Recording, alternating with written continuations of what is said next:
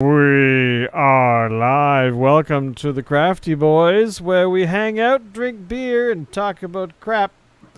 So it's Friday night. You know what that means. It means that we are going to be providing you with the best, the highest of quality beer reviews that you've ever wanted on the internet. So Don't want to oversell it. I've set the expectations high.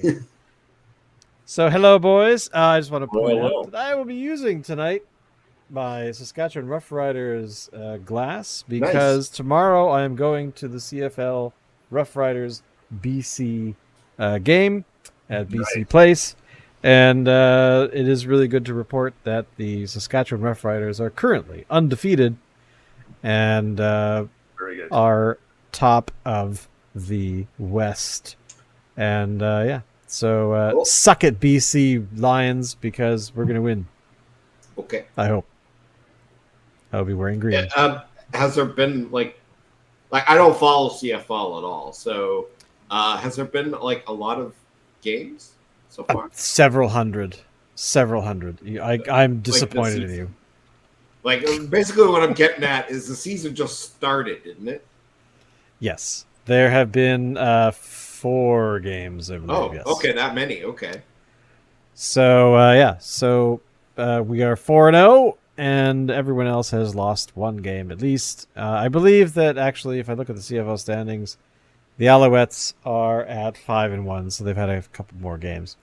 But yeah, so there you go. That is your CFL update for this week, 2024. So we're talking about beer. Now, first of all, the beer that Alan and I are drinking today is the Big Teefs IPA from Cowdog Brewing. Yeah. And the label, of course, look at the cute little puppy. Now, this is actually a beer that we've held since, like, December, I believe, right? Is that correct? Actually, I think... yeah, maybe. Is it December, or did we get it at some other time? No, I think it was actually before that. Oh, really? Well, maybe it was. Right. I don't know.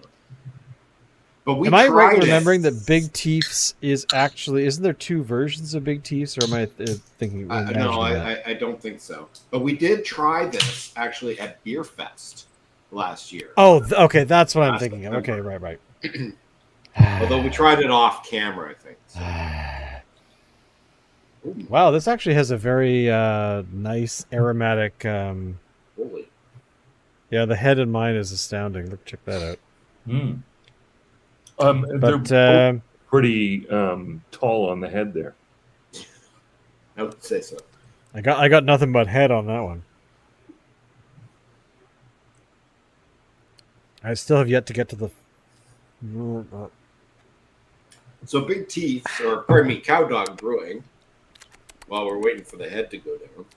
Wow, that's a really tasty beer. Is from Langley, British Columbia. And it looks like they produce their stuff at 5 Roads Brewing. So it's kind of like one of those breweries that doesn't have its own facility. They they rent out space from another existing brewery. Have you ever sat on a porch of grass and just didn't want to move? Big Teefs IPA is the beer that goes great with the perfect patch of grass, just to be sure to bring enough so you don't get up. Enjoy our bold citrus treat with Cascade, Cashmere, Mosaic, and dry hopped with Sabro hops. Here at Cowdog Brewing Company, we love all dogs, working dogs, lap dogs, and old dogs. We also have a passion for quality beers, so please enjoy with your companions. Hey, girls, you get to have some beer. There's beer made for dogs. Beer. Dog beer. So this is 6.4%. It doesn't list an IBU rating that I can see. I can take a look at their website to see if they have it there. I'm going to suggest that it's not terribly high. I would suspect not. It's probably 20, maybe it's 30, but let's find out. I'm gonna say 30, 35. All right, so Big Teefs, excuse me, is, drum roll, their link doesn't work.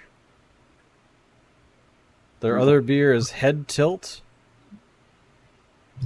Okay, well, I unfortunately can't actually. I'm gonna see. Hang on. I'm gonna see if Cowdog Brewing has a sitemap. Okay. Well, while Shane's doing that, I'm gonna guess that the IBU rating on this is 30, 35-ish, which is about half of what you would find on a Fat Tub. Okay. Yeah. It's still a good beer. I like it. It said citrusy. Is this like sort of one of those orange juicy type of affairs, or does it hint of grapefruit? Like, what do they mean by citrusy?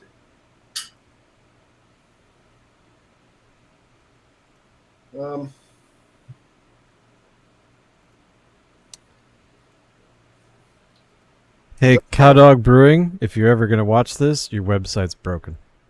Just letting you know, because I just went and looked. You threw a bunch of stuff into the trash. That trash is public. You need to fix that. That shouldn't be public. Who built your website? Not somebody like me, who's a fucking pro. So anyway, their beers, unfortunately, they've deleted the pages, so the information is sadly not there. So, citrusy. I'm going to say it does have a citrusy flavor to it, but I can't put my finger on it, and it's pretty subtle for a citrusy IPA. That most likely is due to the cashmere, the mosaic hops. I believe it's a mosaic that's really citrusy. I'd have to look that up again, but I think it's like I've had IPAs that are way more citrusy than this. Okay, sure. So that's not really so what it says on the tin is not necessarily all the way. I think this has more in line with, like, say, maybe even a dry hopped ale. Okay. Maybe. I mean, a dry hopped ale is going to be better than this, but Shane. But if I was tasting this blind, and I didn't know that it was labeled as an IPA, I would probably say it was a dry hopped ale. Okay, Shane. Agree? Disagree? I agree. Sorry, I'm just trying to put our video on Facebook. Sorry, just bear with me a second. Because we still can't stream there, so, you know. And the one complaint I do have is no matter how I pour this thing, I get a ton of head. I mean, I like to have head on my beer, but not this one. I like to have it in other ways too, but it's not that kind of a show. But it could be. Imagine the subs. Right. So I will move on to what I'm drinking this evening, which is to say that for those who are confused by what I'm about to say next, I am once again doing Dry July, which is to say, like last year, I am taking a month off of drinking. Excellent. So this evening, what I have is a craft soda. Like this, it says, bubbled in Canada. Now, it also says drink freely. That concerns me a little bit because what does freely mean anymore? Isn't that now like a right wing thing? Doesn't freedom basically mean that you're a libertarian and that you are anti woke or something? I think you might be reading too much into it. Maybe. I don't know. Can you say freely anymore, or is that cancelable? Freedom and freedom. I don't. Now, interestingly, what they don't say is anything regarding liberté, which is confusing because it also says Petier au Canada.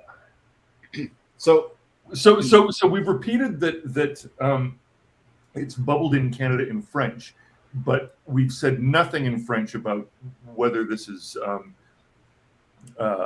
something that liberté boisson or something like that.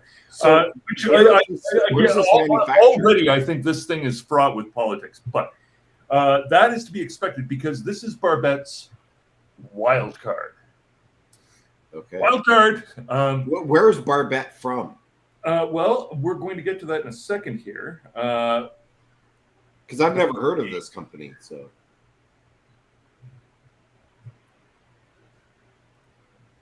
You haven't?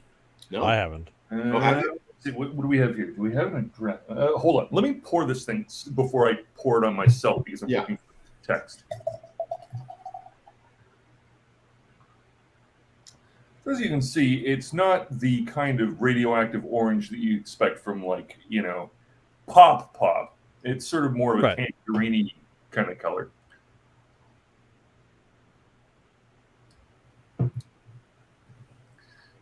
Not very sugary, not even very tangy. This is subtle. Excellent. With a little bit of a kick. I will talk about that in a second. Right. So let me see if I can get this information that we're seeking here. Looks like an crisp. It's very faint. Oh, we don't like labels. Neither do cans. Rip off this label and dispose separately. So they're eco-friendly. Okay. But the fact that they don't like labels, again, I think I suspect that these people are right of center. Okay. Toronto, Ontario. Curious Beverage Collective Incorporated, Toronto, Ontario. Very, very tiny print that. As are the ingredients. Let me see here. Carbonated water, white grape juice, concentrate, natural flavors, clarified lemon juice, concentrate, paprika, black carrot juice, concentrate. So no sugar. Described as is tangy blood orange and electric calamansi with a flicker of spicy jalapeno. And I can taste the jalapeno. Really? So there's no sugar at all? No, well, except for the naturally occurring sugar in the grape juice, presumptively. Yeah. Oh, cool. Excellent. That's pretty cool. I'd say that this is a very refreshing drink if you like the back of your throat to burn. What? I would like torture while ingesting my treat, my juice. Everything about this says hot summer day, except really for the burn at the end of it.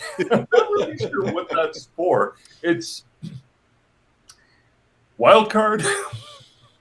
Well, I was gonna say, like, isn't there some sort of like countries that are traditionally hot for a bulk of the year near the equator? Don't they have a lot more spice in their foods? Is that sort of a some like do, say some Jamaica don't. And Some do, some don't. Surprisingly, a lot of African countries don't actually go in for spice very much. Really? Yeah. The Zulu, for example, they're not really into spicy food. I could just see that it being incredibly. There's something about it. Like I always thought that if you have a spicy experience food wise, that somehow it keeps your body cooler. But maybe that's just a myth. I think that's a myth.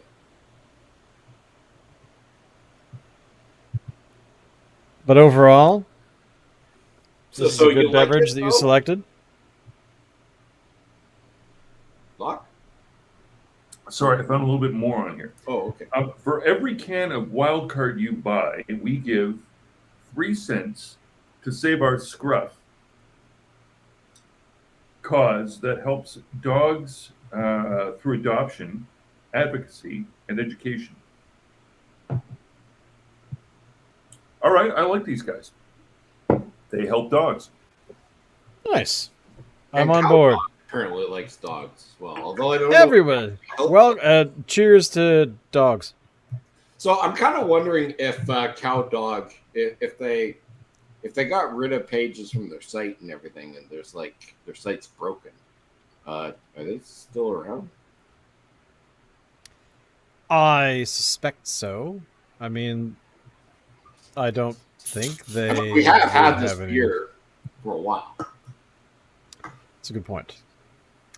Well, their map that they have that loads where you can buy their beer is still live. So I suspect that that's a thing. I'm just looking around. So Brewdog is actually on Franklin Street. Really? It's not that far from me, actually. But it seems pretty limited on where you can actually buy it. It doesn't seem to be available at the liquor store. It's only private liquor stores, which is a bit. I mean, a lot of these smaller places aren't available at BC Liquor. You got to go nowhere near me either. Like the brewery is maybe a 5-minute drive from here, but there's no liquor stores at all near me at all that actually carry it. That surprises me. It could be because you're in such close proximity to the actual brewery. Yeah, but it's kind of there's like there's no liquor stores that carry it. I would have to go to the brewery itself. Well, isn't that interesting? Who knew? But that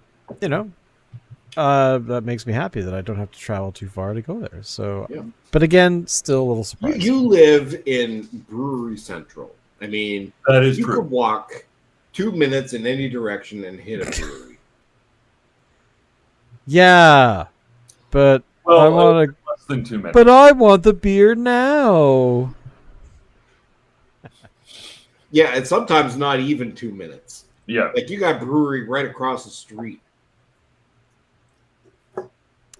That is true. I am spoiled. I'm actually noticing that the address that they have on their website is actually Callister Brewing's location. So that's where they're renting their stuff to actually do things. Which is about a block away from Container Brewing, and Powell Brewery, and Storm Brewing, and yes, I am spoiled. Oh, and Superflux. They're like 3 blocks from Superflux. Anyway, there you go. I'm product in LCBOs out here. No, that's good. Yeah, last weekend I actually went out and had some. Now, I won't be seeing it right now, though, because I'm doing Dry July, and in support of that, the staff at the LCBO have all gone on strike. Wait, what? Tell us more. Well, so I decided I would do a Dry July, and I informed one of the staff at my local LCBO that I normally go to, and they said, "Oh, well, that's good to know." And so I left. And only about a day or so later, the entire LCBO across the province went on strike in aid of my Dry July. Okay. I got to say, that is support beyond anything. Like that to me is epic. Well, it also goes to show that my drinking habits were keeping that whole fucking thing afloat. Well, that is a good plan, or a good result in your your life. I mean, come on, who else could claim? I've excelled at over the years. Oh no! What's this article you put in the thing? Yeah, so I found an article. I thought I read something about it. It's from early May. Basically, CowDog is not doing well. So it's moved into where Callister used to be. Oh. CowDog is not doing that great right now, shared owner and head brewer Michael Hodgson. We have not been getting enough customers in buying beers to offset our costs, and right now they're starting to add up. If you like what we're doing, you like the beers we're making, and you like the beers we promise you, then we need people to start showing up. Is he talking about to their brewery location or to... I think he's talking about to the brewery location. Oh, interesting. Okay. Well, I think that we need to put the call out to help with this. So, if you are watching, listening, and you know of CowDog Brewing, go to their tap room, drink their beer, support them, tell them online about how amazing they are. As a matter of fact, the Crafty Boys should put out a call right now that it is important. Go drink beer. Okay, I gotta load up the Twitter account here. Let's get something here. Let's get something done here. So, all right, boys and girls, here we are. Get our 42 Facebook followers to. That's right. Let's get on Twitter, X. Twitter. You had it right the first time. Log in here. All right. What is your birth date? Why do you want to know that? Our birth date is like July 5th. 1943. 1943. There we go. Done and done. It's Captain Tuttle. What should we call you? Captain Tuttle. Our Twitter account's been the Crafty Boys forever.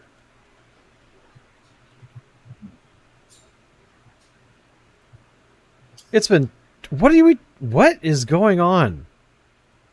Ugh! Twitter, you suck. I'm already logged in. Like, why are you giving me this grief? What? Because we're calling it Twitter and not X. Elon Musk knows. Did somebody steal our Twitter account? Our Twitter name? Did they take it away from us? What? I bet you it was the Crafty Girls that did it. Stupid Crafty Girls. How dare they? Making their slime. Sorry, you're seeing the behind the scenes and it's very boring. But that's okay because... we'll figure it out. We'll figure it out.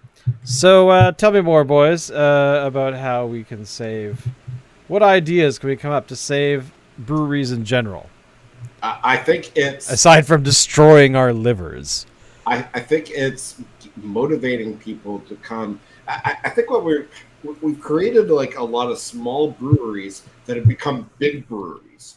And for good reason. They put out good product, but they are not small breweries anymore. And I think what we need to do is support some of the ones that are out now that are small breweries so they have a fighting chance against some of these bigger guys. Right. Okay. And I'm talking about, like on the mainland, Peril 49 is not a small brewery anymore. No. Granville Island Brewing hasn't been a small brewery in a long time. Okanagan Springs, not a small brewery. In Victoria, Vancouver Island Brewing, not small. Phillips, not small. So I think what we need to do is, as consumers, we need to expand our horizons a little bit. And if you're into like drinking Blue Buck or whatever, Blue Buck's great. Don't get me wrong; it's a great product, but experiment a little bit. Try some things.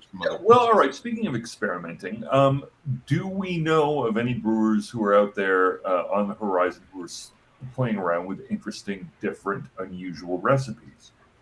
No. Right now, no. Well, you can see part of the problem here. Yeah. No, I mean, literally, there is nothing out there that's different. So sometimes, I'll go to Cascadia and look at their huge beer wall. and I'll look for something that's different, something that's out of the ordinary, just to try it.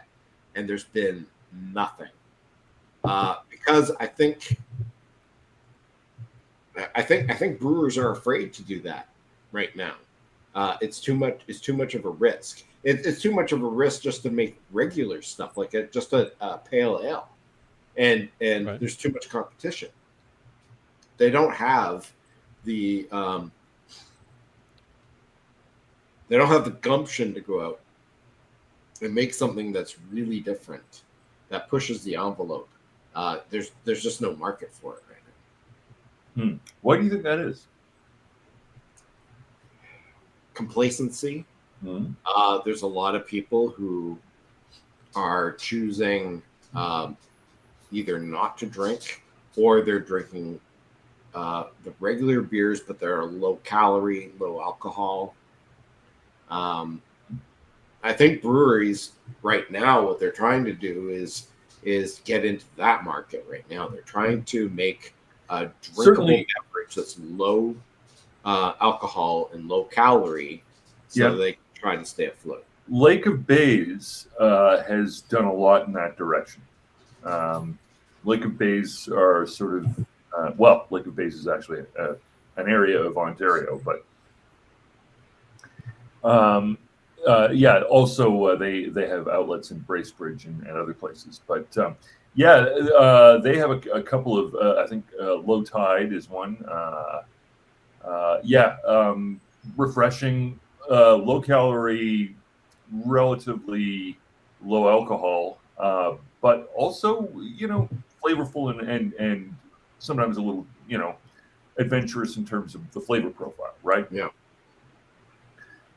I think once we're in a bit of a down, we're in a bit of a depression as far as like the beer industry goes, and I think once we get out of that, because everything's cyclical, right? Once we get out of that, I think we'll start to see the innovation come back. But for right now, there isn't a lot. That is sad. I don't know if it's sad. It's just the nature of the business. True. Yeah, I think one of the things that does happen, there are cycles in that industry, and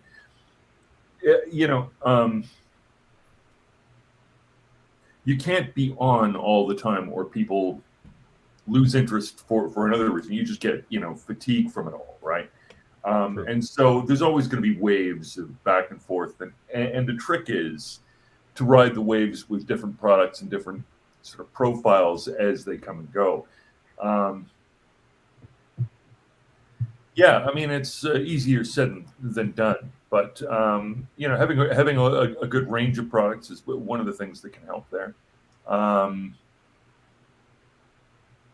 The other thing that I would note is that the cycle in Ontario may be a little different than it is in other places, just because Ontario was late to the game in the first place, right? Yeah.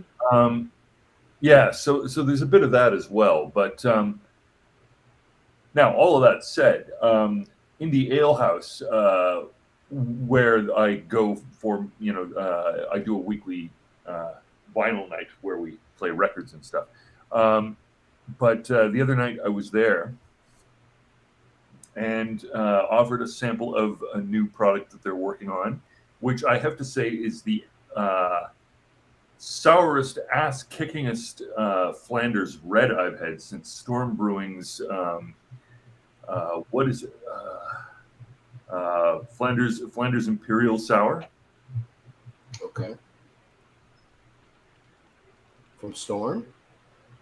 Yeah, the only place I've ever seen it on. No, not true. I've seen it on tap 2 places. The Alibi Room, and I did encounter it for a little while when Red Racer had a tap room downtown, sort of near where Dick's used to be, or maybe exactly where Dick's used to be. Right.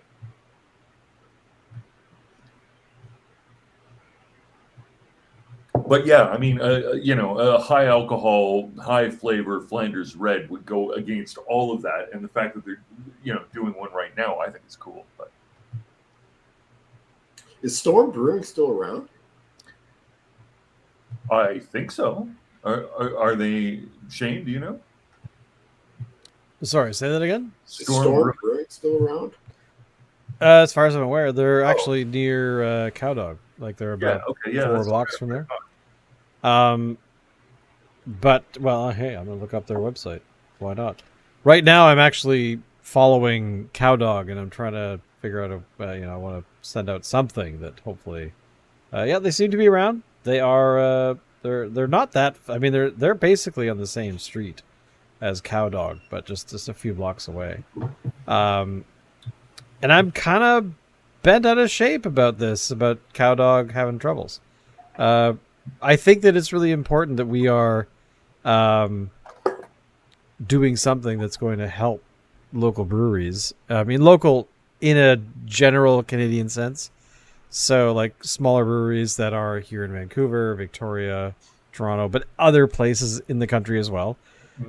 Like I was a little shocked that a few years back, not long into the pandemic, that Big Rock closed their restaurant. I'm assuming they're still brewing there, but the restaurant I think is actually named something else now, and I think there's actually, at least last time I checked, they were having events in it at least. But at the same time, I didn't really feel too much of a pang of, oh my God, Big Rock Brewing. No, Big Rock Brewing, as far as I know, is doing fine.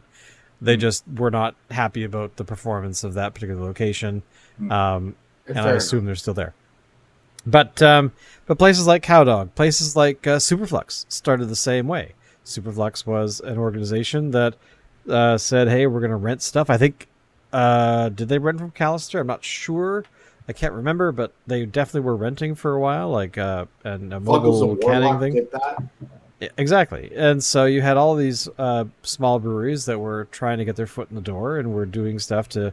I mean, there's other things too, like, they're just hobbyists. They're doing their experimenting, making beer, that kind of stuff, and selling a little bit off as they can. But once you get in the door and you start building your company, not just the beer brand, but you're actually building something that employs people, and you're only a small group of people. I mean, the Cow Dog was talking about how they only needed they should be able to break even at 40 pints per day in their tasting room. So to me, that's not a huge ask. Considering the population of Vancouver. So it kind of makes me sad that small places like that actually have to put out calls like that. Now, I understand why. It's a hard business to get into. But they're kind of on that cusp of, they have a location, they have a place to brew, they're fairly. I don't know exactly when they moved in. One of the questions that needs to get asked though is there anything that they're doing obviously wrong with their tap room? Because that I can't answer. Yeah, because I've never actually been there. Which is to say that it's good to help people. It's also good when they help themselves by not doing things that they shouldn't do, or doing things in ways that they shouldn't do them. I would want to take a quick look and sort of see, okay, is there anything obvious that they maybe just missed and could deal with to improve their picture a little? Might be. So it may require a little bit of exploration and popping in and just sort of scoping it out a little. And it could be. Okay, so in there, just to clarify something, they opened their the brew place. I guess they moved in. I'm not sure exactly when they moved into that space, but their opening date was May 26th. Mm-hmm. And that to me is 23 days after they posted the "We need people to buy more beer." Mm. So I'm not sure how that But sorry? How that works. Yeah. Okay, so this could be that they're just getting started and it's got. So it could be that they just didn't have people coming because they weren't open. Yeah, I mean. So, well, exactly. So that could be the issue. However, so like, for example, 10 weeks ago, so a bit before they opened was when they announced that they had painted the building to match their brand colors and all that kind of stuff. Okay. But at the end of the day, I mean, it's still important. And I like the fact that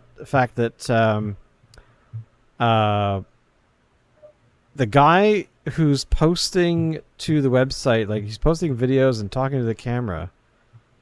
I'm assuming that's the main person, like the actual. I wonder if they have like an about page. Actually, I should look this up before I speak further because. Hang on, our friends about us. Here we go.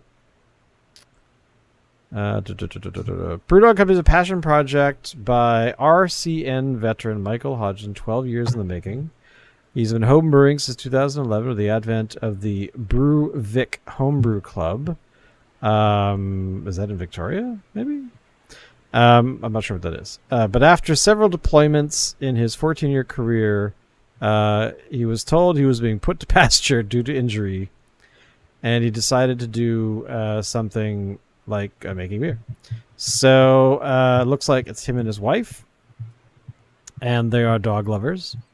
Good. And okay, so it is Michael Hodgson. Oh my god, I'm butchering that name. Oh my lord, that's such an easy name.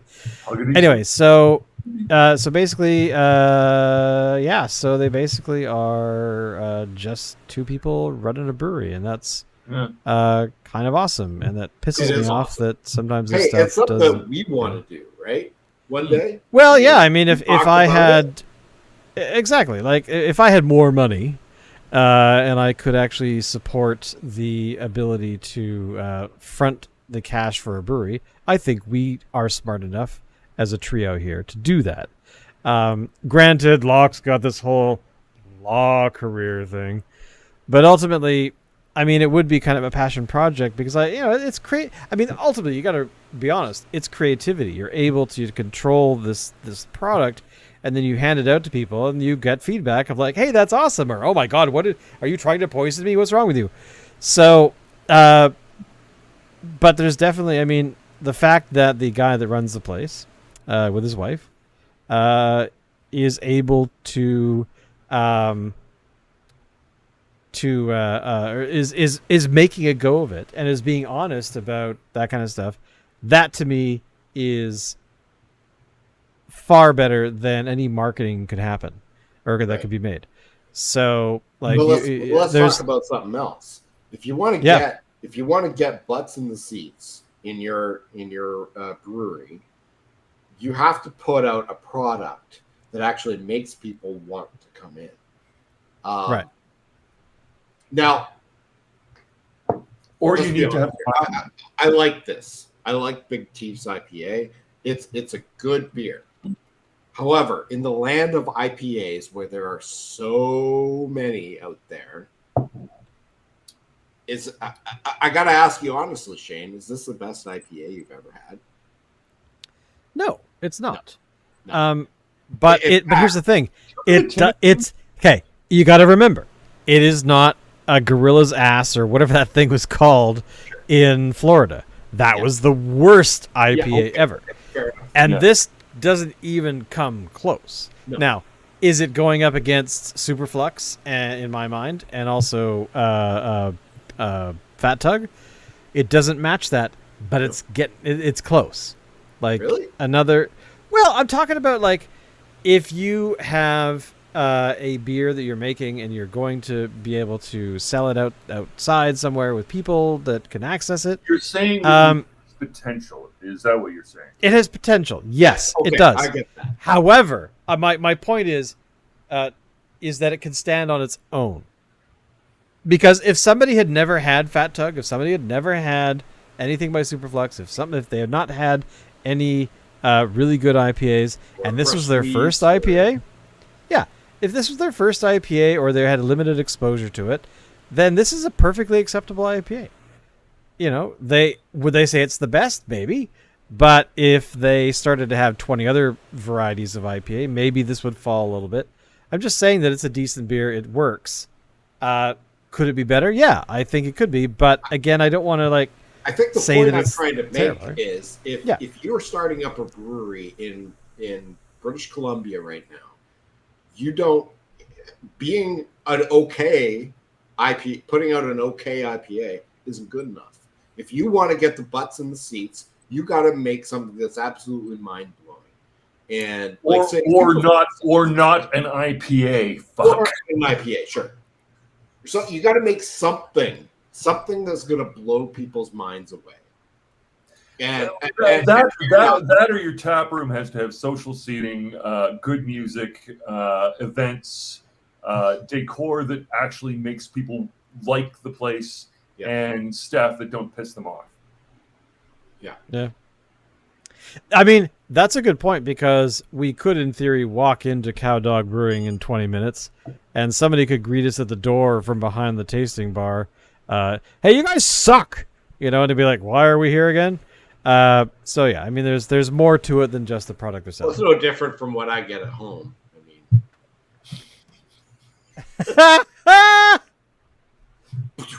well, you know. But that's a good point. Like, I get no respect. So there's a brewery here in town that I talked about once in a while on here, Whistle Boy. They're in Market Square in Victoria. Their beer it's good. Nothing that's mind blowing. But when you go into the establishment, it's such a social environment in there. It's basically just like a bunch of long tables with chairs. And so when you're sitting down at one of these tables, you're probably going to be sitting with people you don't know. And it's just such a party atmosphere in there. People go. Conversations get started. It's very popular. Yeah. And not to say the beer is bad or anything. I think it's just that it doesn't have to be spectacular in order for them to sell their product. Exactly. Because they're already doing a lot of other things right. Yeah. Yeah. Having said that, the stuff like Whistle Boy, if they can their stuff, and you can't find it in private liquor stores very often, but when it is there, I don't think it's necessarily a hot seller, because you don't get a vibe buying one of their products from private. You actually have to go to the establishment like on a Friday night or whatever and experience it yourself. I think that ultimately we've got, I don't know, what is the overall feeling about small breweries in general? We keep reading that the market is saturated. We keep reading that there are issues surrounding all of that. What do you guys actually feel about that narrative? Is the market saturated? Or is it that there are breweries that have a lot more money that are making product that overwhelm the small players? Like, are we, you know? I think it's a little bit of everything that you just mentioned. I think the bigger thing is that people seem to, and me included, don't want to go out anymore. I don't know if it's a pandemic thing that we got used to being cooped up in the house, and we're just we got used to not going out. And a lot of times now, when I got friends that say they want to go out, I'm like, oh. I go out minimally once a week. Yeah. More if I can, but it's just a busy life right now, you know. Yeah. No, look, I still enjoy going out. Now that said, I pick my targets. I mean, I find places. So for me, for all that there are closer bars, the closest one that is effectively brewery owned, and it's a cool brewery, like they do interesting stuff. That's Indie Ale House. It's part of frankly, a very sort of touristy commercial Italian food outlet called Italy. And it's in a building that the Manulife Center, which is, effectively it's downtown, marble floors and walls, kind of high-end mall kind of place, except for when you walk in, it's got a nice taverna kind of a feel. So it's not like it's not like the Alibi Room, where the room itself is amazingly cool and everything about it is sort of unique and has its own sort of distinctive individuality. It's not quite like that, but it's still pretty good, right? And the trick is they've been having these events, these vinyl nights, which attract, a different clientele than their normal clientele. And so it's been interesting watching slowly the development of sort of a community around these events. And it's been fun being part of that. I go down there to be sociable and to talk to people and to hang out. I'll tell you, one of the things I don't do very much is use my phone, because there's nothing more antisocial nowadays than playing with your phone. Yeah, I agree. You can walk into a bar, pick up a stool, and open a book, and that's still reasonably sociable. Start reading the same book on your phone, and nobody will talk to you. Well, I just wanted to point out that Cowdog seems like they've actually done something that I think that I'm familiar with. It's like locations that have events in them, and I know that for the longest time the Wallflower, which sadly is long gone, they have painting by numbers. So basically, there's an organization in town that you go to a location.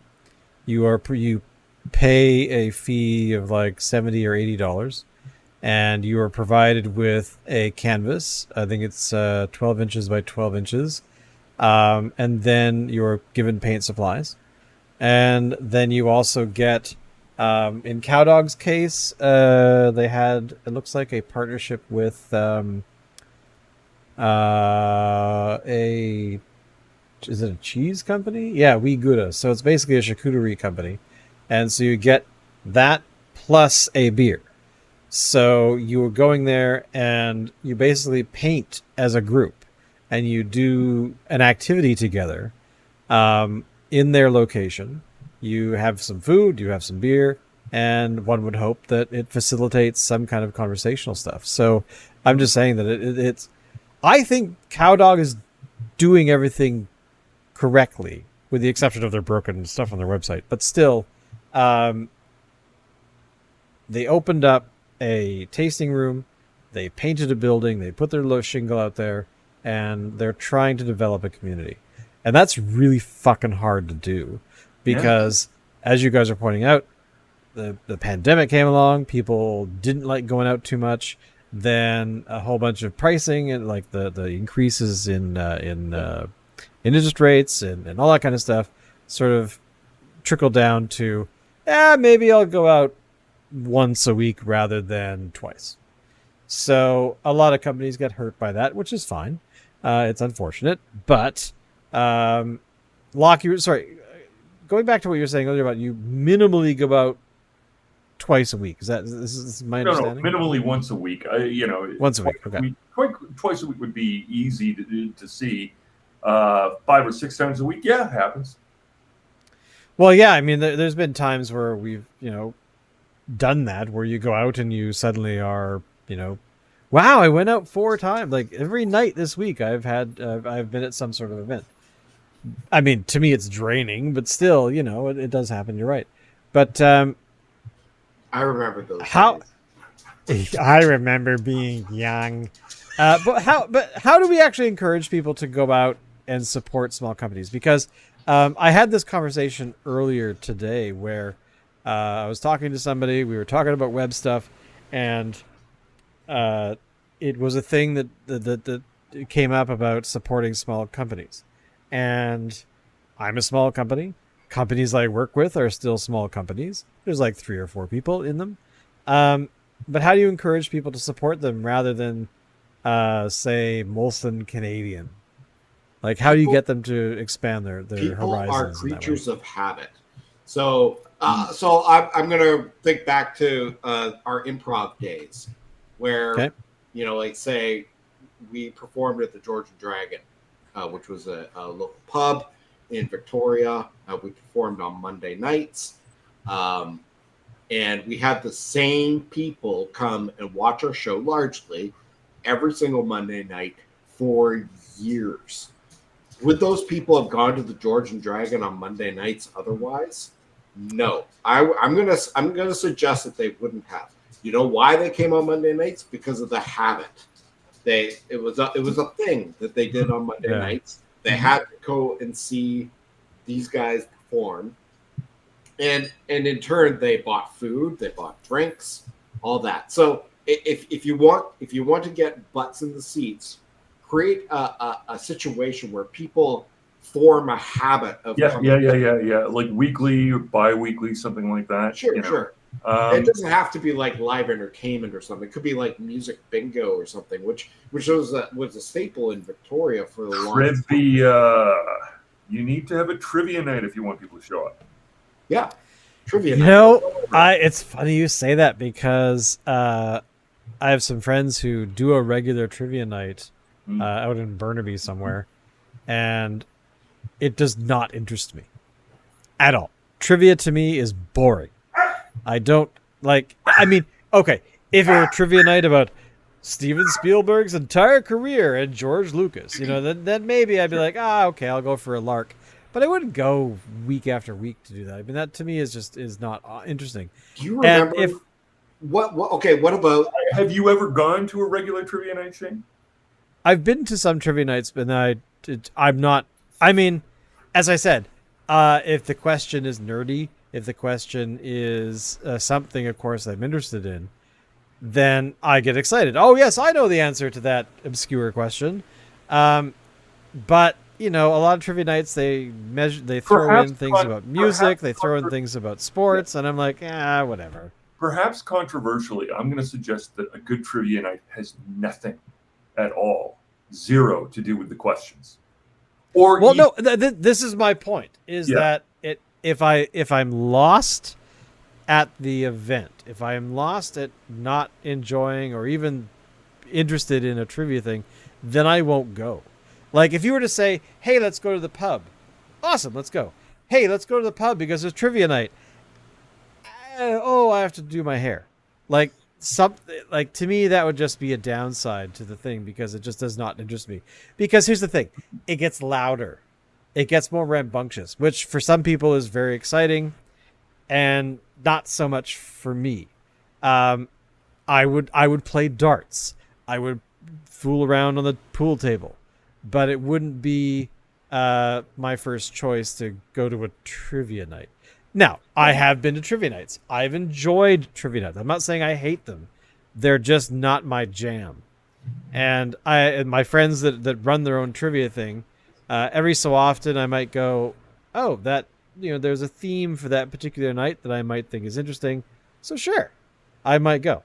But again, but don't forget, I'm tackling this from how do you get people to do it on a regular basis? Alan is correct. It is a habit. It is something enjoyable.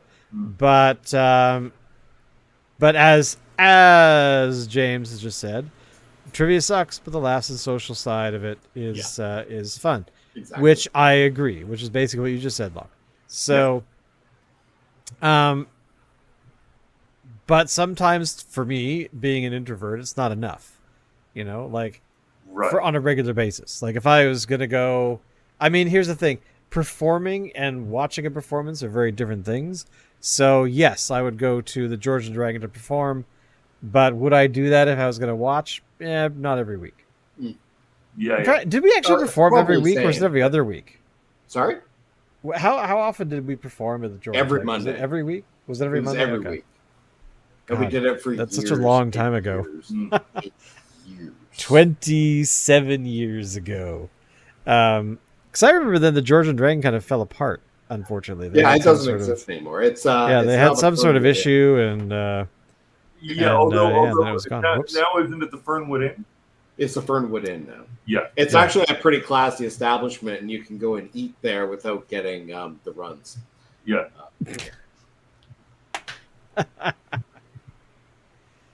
Now, actually, things like axe throwing are a big deal. Not a big deal, but they're more. I don't know if that and drinking really mix. Possibly not. But I'm just saying, alternative things to like a trivia thing might be. Well, honestly, the most fun I ever had at an event like that was, and I've said this before, it's music bingo, where someone organizes it. You get these bingo cards that have like song titles with the artist on them, and there's like a caller, and what they do is they say, okay, they play a bit of a song, and they say whether it's under the B or the I or whatever. And if they don't tell you what the title is, you have to discern what it is from listening to the song. And they only play like a short snippet of it. And if you have it, then you check it off on your card. And then whatever, if you get a line or whatever the game calls for, then you yell out bingo and you get a prize, which is usually like a free drink or something like that. But that is seriously fun. Yeah, I have never done that before, but just hearing that actually makes me interested. There's something about the activity of bingo that's slightly different than trivia. And to me, there's anybody can do it. I think so. Like, there's no, as James was saying, like and you guys were saying about the whole social aspect of it, which is great. Yeah. But I don't know. I don't know. Maybe let's put it this way: music bingo sucks if you're by yourself, but it's a lot of fun. You've done that with a group of 5 people. Sounds about right. Yeah. Hey, so Locke, have you done like bingo, music bingo? Music bingo, I have. I most recently did music bingo at, wait for it, Sawdust City, where they do all of the things that we've been describing this evening on a regular basis and have a huge crowd show up every time they do.